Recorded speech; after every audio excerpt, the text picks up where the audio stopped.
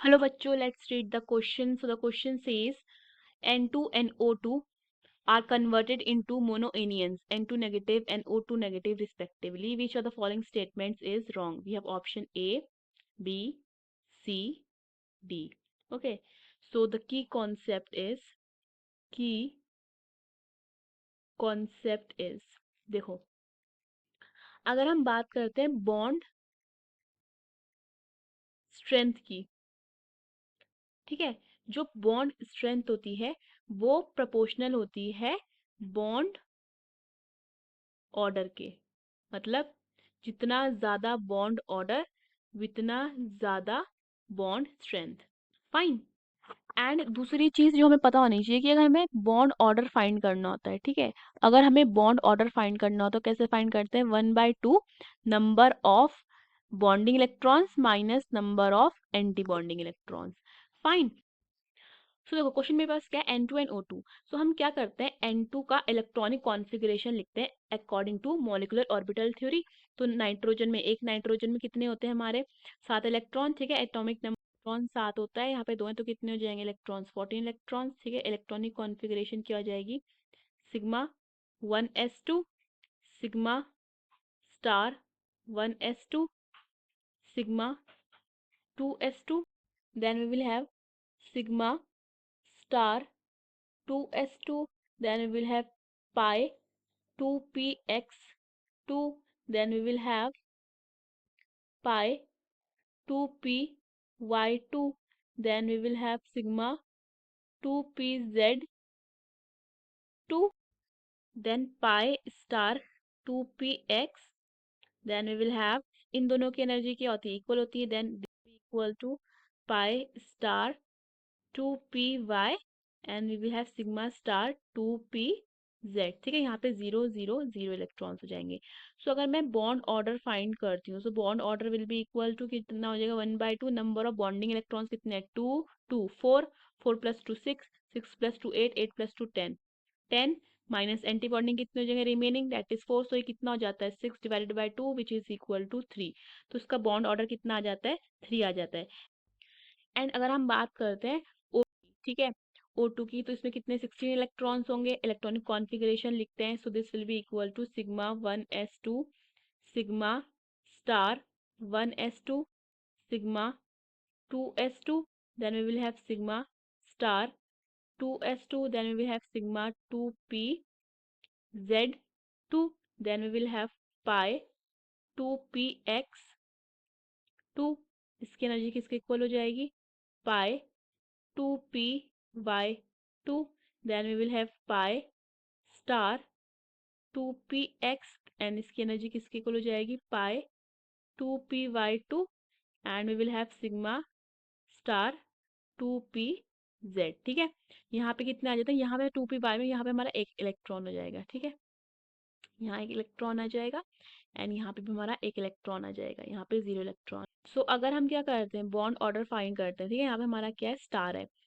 सो अगर हम bond order find करते हैं, bond order will be equal to 1/2 number of bonding electrons कितने हैं? 2 प्लस 2 4, 4 प्लस 2 6, 6 प्लस 2 8, 8 प्लस 2 10, कितने हो जाएगा? 10, रिमेनिंग कितने हो जाता है? 6। तो ये कितना हो जाएगा? 10 minus 6 is 4/2 which is equal to 2, ठीक है।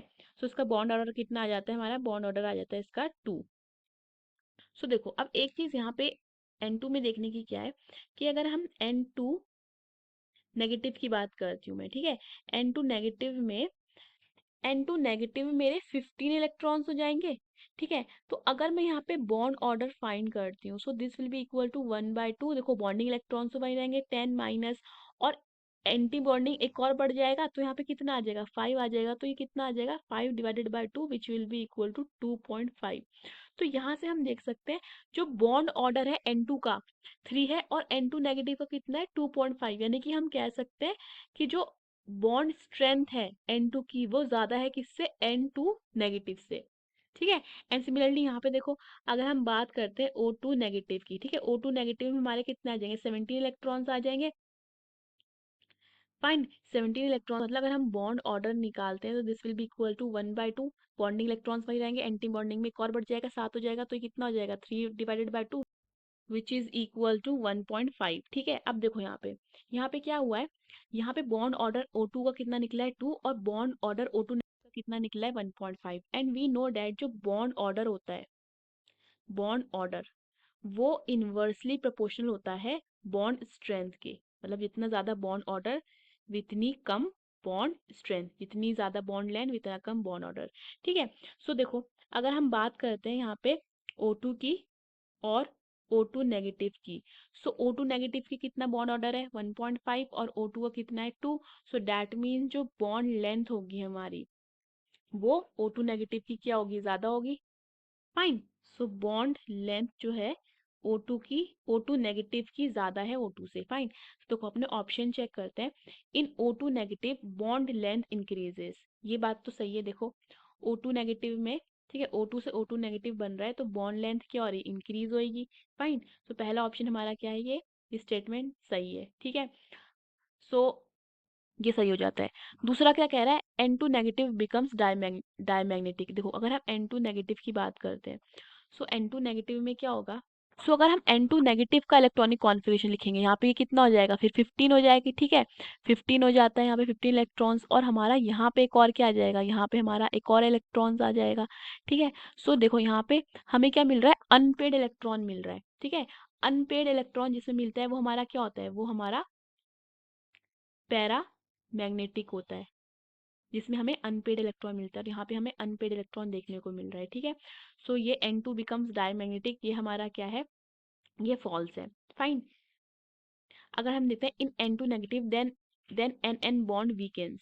ठीक है, सो हम देखते हैं NN में बॉन्ड, N2 नेगेटिव में अगर बात करते हैं हम N2 नेगेटिव की, ठीक है, इसका बॉन्ड ऑर्डर कितना है 2.5। N2 पॉजिटिव का कितना होता है हमारा, N2 का होता है हमारा 3। ठीक है, और N2 नेगेटिव का होता है 2.5।